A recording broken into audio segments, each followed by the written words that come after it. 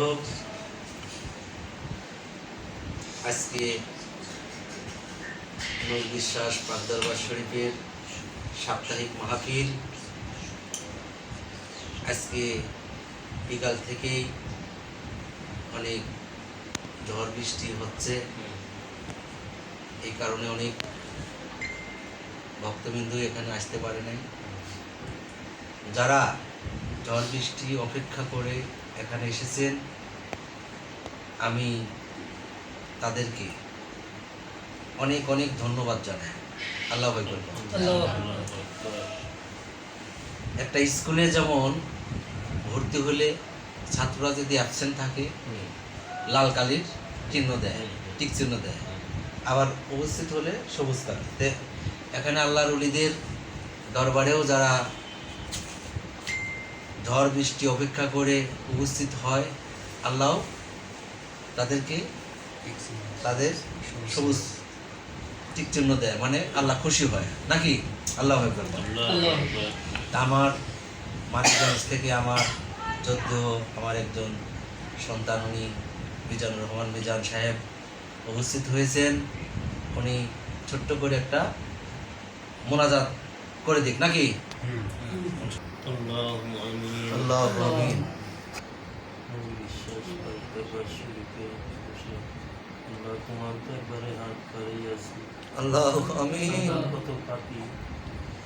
পাপী হইয়া তোমার দরবারে হাত বাড়াইয়াছি। আল্লাহু আমিন। তুমি তো ক্ষমা করার মালিক, তুমি তো সব কিছুর মালিক। আল্লাহু আমিন। তুমি ক্ষমা না করলে আমরা ক্ষমা পাবো না। আল্লাহু আমিন। হে আল্লাহ, হে মওলা, তুমি তো সবই দেখো, সবই জানো, সবই শোনো। তুমি আমাদের ভিতরে যত ভুল ত্রুটি আছে, যত অন্যায় অবিচার আছে, সব কিছু তুমি মাফ করে দাও। আল্লাহু আমিন। হে আল্লাহ, হে মওলা, এই নূর বিশ্বাস পাক দরবার শরীফে আমরা হাত বাড়াইয়াছি।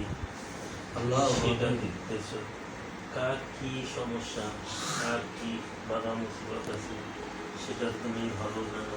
আল্লাহু আমিন। হে আল্লাহ, তুমি নিজ গুণে ক্ষমা করে দাও। যারা ঋণগ্রস্ত আছে তাদের ঋণ মুক্ত করার মতো তৌফিক দান করো। আল্লাহু আমিন। যাদের শরীর অসুস্থতা আছে তাদের শিফা দান করো। আল্লাহু আমিন। হে আল্লাহ, হে মওলা, তোমার কাছে আমরা পাপী হইয়া হাত বাড়াইয়াছি। আল্লাহু তুমি আমিন। মাফ করার মালিক, তুমি মাফ করে দাও। আল্লাহু আমিন। ইল্লাল্লাহ মুহাম্মাদুর রাসূলুল্লাহ।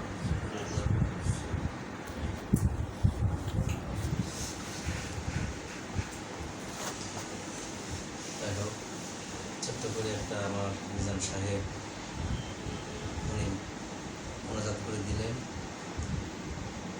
সবারই সব কিছু শিখতে হবে।